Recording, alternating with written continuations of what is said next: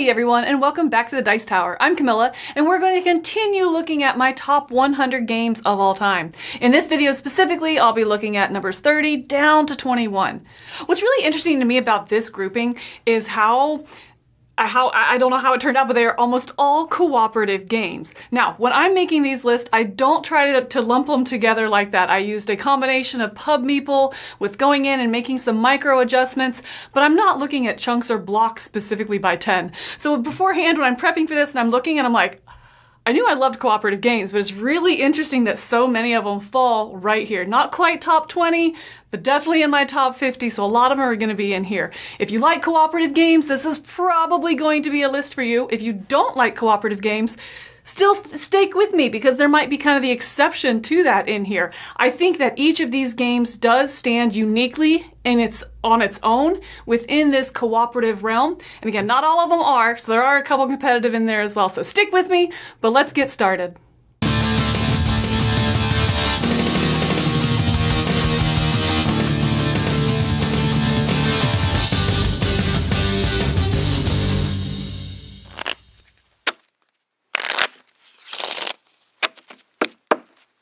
Flip Ships is one of those games that just hits the table in so many different situations or gaming groups, and it is just always such a hit. This is a game that I have played on the cruise, so in the middle of the ocean on a really, really rocky night where we didn't feel like we could look at a really complex board for long, and we're just out there and we're just flipping our ships and trying to take down the mothership as best we can in the middle of the Atlantic Ocean. I've also played it with a group of non-gaming friends at my house one evening for a get-together, and I've played it with the most serious of gamers.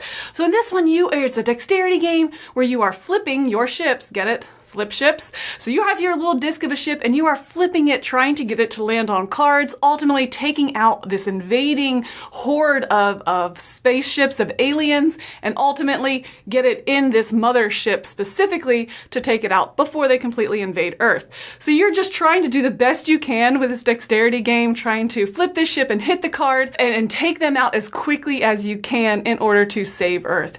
It's great. It's very reminiscent of games that you might have played in college, but it has enough of a game to it, enough rules where it feels like more than just an activity. And so for that, Flip Ships is really unique and hits the table in a variety of situations. I love it. It's my number 30.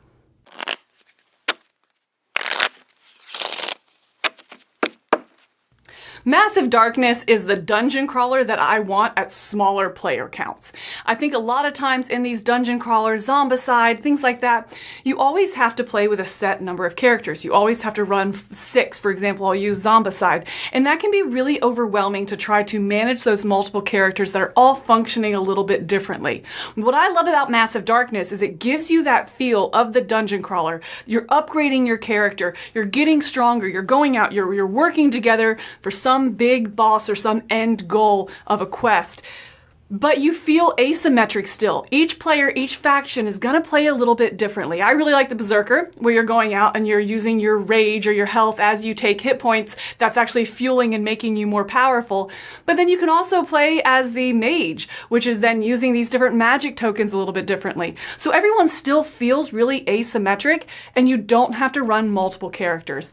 It gives exactly what I want in a dungeon crawler, in one of these asymmetrical cooperative games. I absolutely love it, and it hits the table a lot for that really sweet low player count spot. I think it's unique and it stands apart and does that very well. So Massive Darkness is my number 29.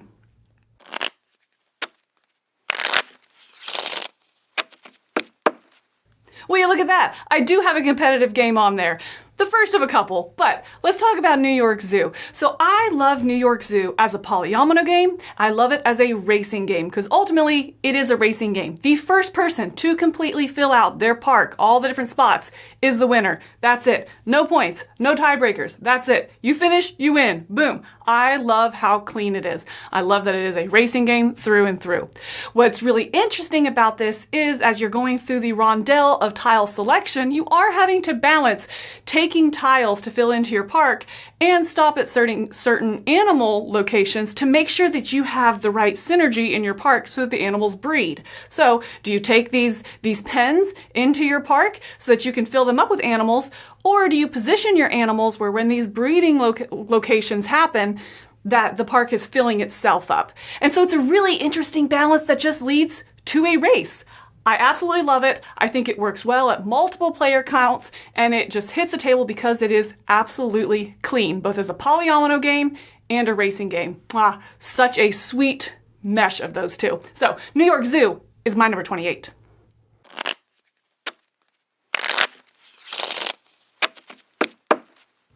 Pirates is one of my favorite themes, and it's actually not the only pirate game I'm going to have in this grouping of 10 here. So Forgotten Waters is really a unique game for me because of the higher player count that it not only plays at, but it plays best at. This is a game that I like maxing out. I do like playing this at that 5 to 6 player count. I think it really sings there. It is cooperative, where ultimately you have an end goal that you're trying to reach, and you're having to work together and make these decisions on what are you going to do in town? Who's going to take those town actions and try to beef up their character versus who's going to take time and just do the job that nobody wants, which is feeding the people or steering the ship, something like that.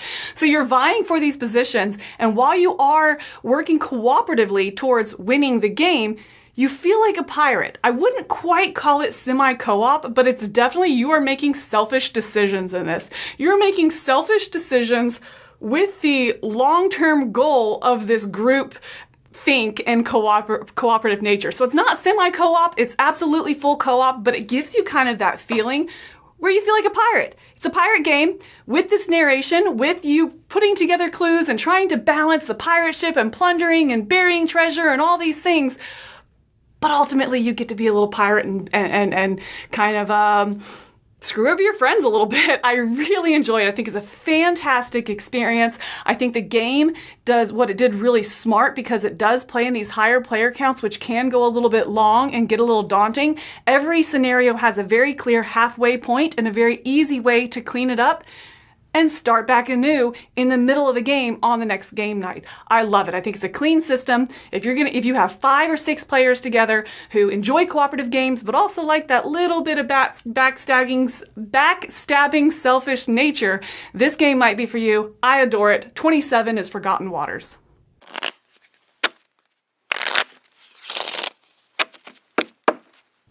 Oh, this game is so good. It's so rich with just the lore and the story and the callback of the story and choices that you make. It is so good. I think what Oathsworn does really well is it uses 2 things that I love. It has a great choose your own adventure, building up your character, story-based part of the game. The second part of the play is going to be a fantastic boss battler where you're going out into the woods, into that Deepwood, trying to take down some big baddie, depending on the scenario. After that, there's some sort of wrap-up story that brings the two together. So a lot of games we see this, right? We see these boss battlers where they are that boss battler, and also it has this upgrade, asymmetry in your character as you go through. I think Oathsworn does really well and was really smart to keep those 2 things in the game, but separate, in the separate phases. And when you are making the choices in the first, you're not, a lot of times, not having a lot of information why you're making these choices, but you see the callback come back at the end, the wrap-up phase of the game.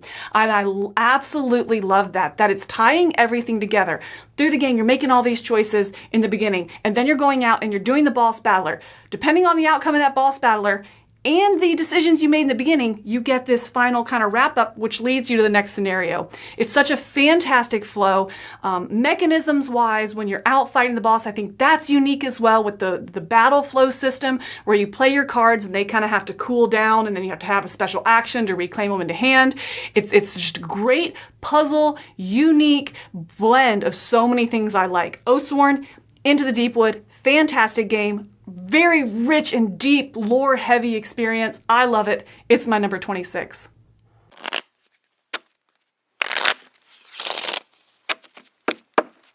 Here's my second pirate game for this section, Sea of Legends, and it is competitive. I want to be very clear about that. This is a competitive game, But it kind of, again, has that semi-co-op feel because there are going to be these NPC or non-player characters in the game that you all have to fight. So either one person wins or the NPC wins. And that's it. So you are playing once again as pirates, and you have a lover and you have a nemesis and you have your own story. You have this open world to explore to try to go out and complete these storylines. As you do, this is app assisted. So as you do, it is going to actually intertwine your stories with the other characters as well. So yes, you're upgrading yourself and trying to be the most notorious pirate of the entire seas. Whether you do that by avenging your lover or completing your own quest or just being a pirate and taking down those NPC factions. You kind of have to work together to make sure they don't get overrun. But in doing that, you're still getting notoriety. It's not like if you're the one that goes for the NPC, then you're out of the running. No, you're still getting a benefit from doing that. So I've seen this come or play out in so many different ways, and it always works. I love the rich stories, the laugh out loud moments when I find out that my lover is actually your cousin who was stolen by this faction over here that we're fighting against. You see this intertwining nature as the game evolves, and it really has that evolution to it in a gameplay. I love Sea of Legends. I think it's absolutely fantastic, and it's my number 25.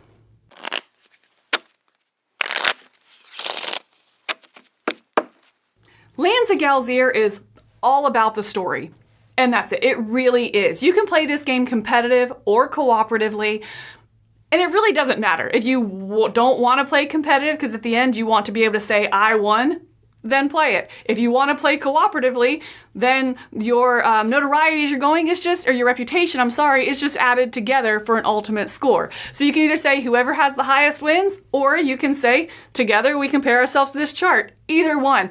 And there really is no change in the actual gameplay. I like that. I very much like how simple this game is. It is just a storytelling game where you're going through, you're making choices, you're not necessarily upgrading your character, but you're getting different attributes. Maybe you complete a quest really well, which leaves you feeling brave, or you do really bad on a dice roll, which leaves you frightened or scarred, something like that. And it has a lasting effect. I really enjoy that this is a game where you're making choices that absolutely affect and build you up, but really it is just your character kind of being a little malleable. You start with certain characteristics, and you can change those, but at the expense of something else. So maybe you're really good at thievery in the beginning and you're like, that's not really my play style. I want to develop myself into communication. There's going to be the opportunities for that where maybe you go down in thievery and up in communication. So you're really, your character's just kind of malleable rather than actually beefing up. I think that's interesting, and it just really leaves such a focus on the story and the exploration. This is a game that is going to change over time as different quests are available and the board changes. But any character can jump in and jump out at any time. The state of the board and the options are what's changing, but it's not necessarily campaign. I can play with Joe one time and next time play with Bob. It doesn't matter. Anyone can play at any time. You can switch characters in the middle. I really think that this is just a very pleasing game. It's a very relaxed game, but gives you that story time feel that you still had meaningful choices in and really got to feel that push your luck excitement. So Lands of Galzyr is fantastic to me for a very relaxing, epic game. So, 24, Lands of Galzyr.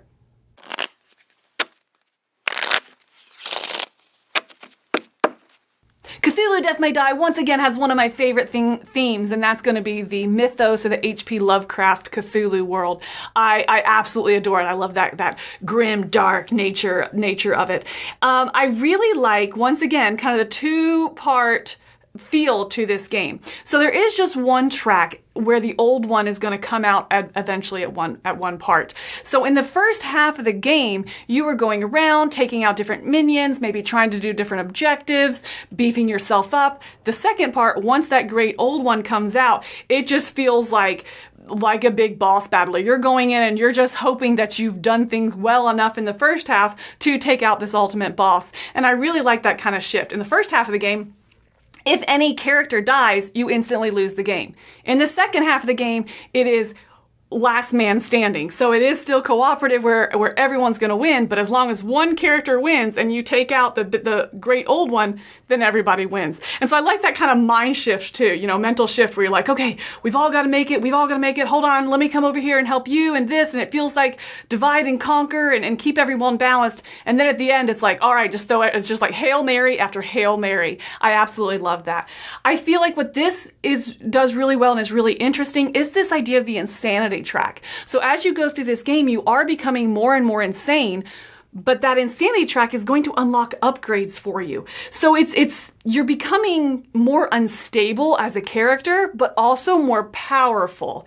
I love that balance. I think it's thematically fantastic. I think it leads to really interesting balance of the character, trying to watch them kind of try and balance it out, and they're going more insane, they're unstable, and their dice rolls become a little more hairy, but oh man, now they're stronger and they can hit further or they can hit harder or whatever it is, move faster, whatever it is that you've unlocked. I really like that. I think it thematically fits great and just feels so insane. There it is. It's insane. It's great. Cthulhu Death May Die, my number 23.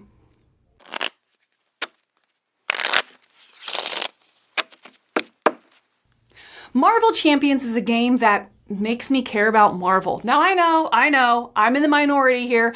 It's not really my thing. I don't dislike it. I just don't absolutely adore it and fall all over drooling all over the Marvel. I think it's fine. It's great. Marvel Champions makes me care though. There are characters I know and that I do like more than others, and I tend to play them, but I still feel like I get the variability in the bad guys that come in. That's my way of play. I know other people that really don't care about the baddies or the evil ones that are coming in, and so they always use a set one and they like to try out the different combinations. I love that in this game you can deck build and you can customize it to your heart's desire.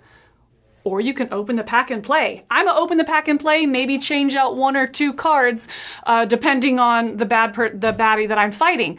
I like that, but it gives you that room to play it the way you want to.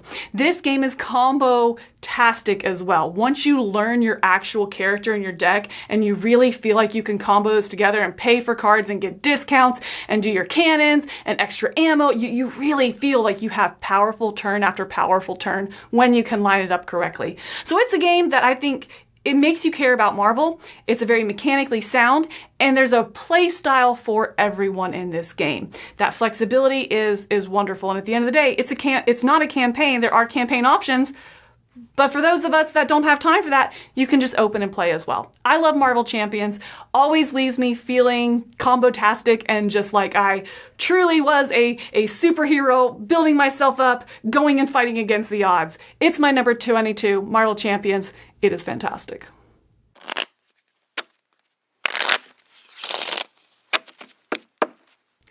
Frostpunk is a game that is not for the light of heart. And by that, I mean in theme, you are making some tough decisions in this. It really feels like you are just trying to do the best you can and survive another day. Maybe inspire people, but also try and just keep them warm and food on their table. You are just trying to do the best you can with this civilization that is dying. How long can I make it last? So you have to make some decisions in there that might leave you kind of uncomfortable. So you need to know that thematically going in, it is a very dark theme.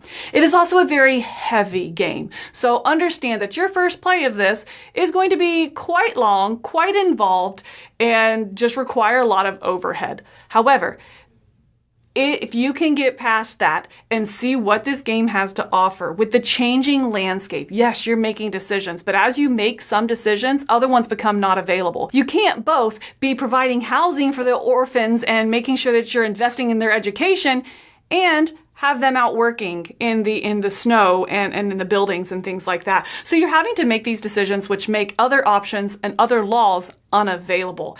It has one of my favorite things, and we see this also in Robinson Crusoe, where when you make a decision on something, you then take that card or an associated card and shuffle it into your event deck. You don't know when that's going to come up. So the choices you make at some point will come back to haunt you or to hurt you. It also takes out other options. So every time you play this game, you can play it a little bit different, and your choices and your options really do shape the playthrough of the game and ultimately the outcome.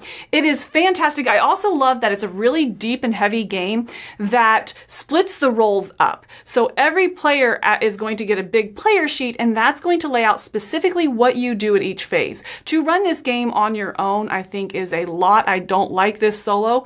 And the game itself does a really good job of splitting those different responsibilities up so it's manageable for everyone. So I think the game is very well designed as well and knows what its flaws are and took that into consideration. It's heavy. It's hard to get into. Hey, let's share this burden together. So if you're like me and you like that kind of grim, dark, those tough choices, really, really difficult, almost feeling impossible cooperative games, Frostpunk is fantastic. It has a table presence. It has interesting decisions. Everything comes back to haunt you. Just do the best you can. That's going to be my number 21, Frostpunk. And there you have my numbers 30 through 21 of the top 100 games of all time, according to me, Camilla with the Dice Tower. What do you think? Have you played these? Have they been hits with your group? Are they exceptions to liking or disliking cooperative games? Or how do you feel about polyomino games? Let me know what you think about these games down below. Do they hit or sing with you like they do for me? I look forward to reading your comments, and I'll see you next week for my top 20. I'm Camilla. Happy gaming.